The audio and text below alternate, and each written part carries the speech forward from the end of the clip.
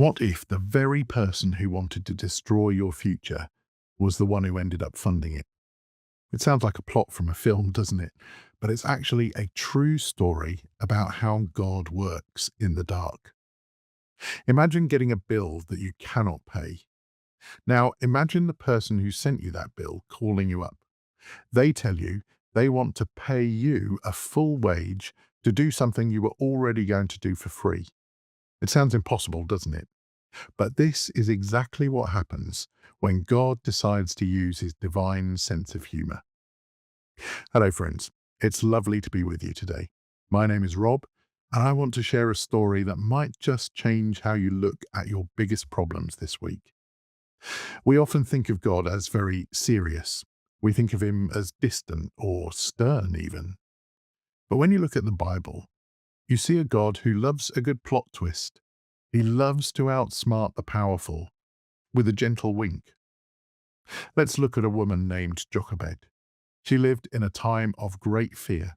The ruler of the land, Pharaoh, had made a cruel law. Every baby boy born to her people had to be thrown into the river. It was a dark, hopeless situation. Jochebed did the only thing that she could. She made a little basket, put her baby inside it, and placed him in the reeds. She was letting go of her son to save his life.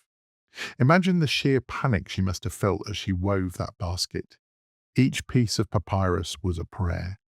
She thought she was saying goodbye to him forever. But then the plot twist comes. Pharaoh's daughter finds the baby. She feels sorry for him. And this is where the story becomes something wonderful. In Exodus chapter 2, verse 9, the princess says to the baby's own mother, "Take this baby and nurse him for me. I will pay you for your help." Just think about that for a moment. Jochebed was terrified she would lose her son. Instead, she gets to keep him.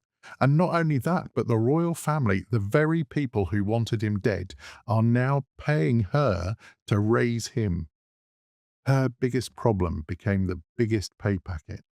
God turned a situation of forced labor into a season of provision. God has a sense of humor that the world cannot match. He can take a mess and turn it into a miracle. He can take the things that scare us the most and use them to provide for our future.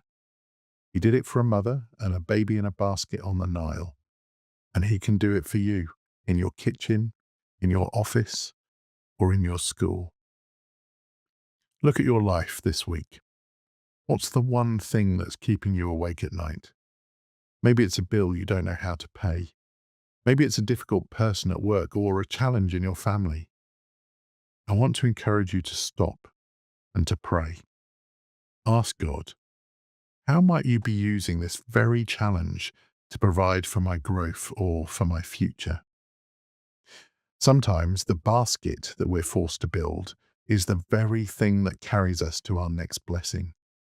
God isn't just watching you suffer. He's working behind the scenes. He's setting up a punchline that will leave you in awe of his goodness. He can outsmart any boss, any bank, or any burden. You don't need to carry the weight of the world on your shoulders when you serve a God who can turn your enemies into your investors. Now, tomorrow we're going to look at something many parents and grandparents struggle with.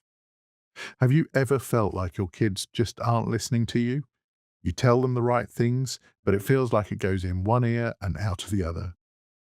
Well, tomorrow, I'm going to show you why they might not be listening, and I'll share a simple secret about what to do instead. It's a way to pass on your faith that doesn't involve a single lecture. You might call it ambient discipleship, and it starts with the ordinary things you already do every day.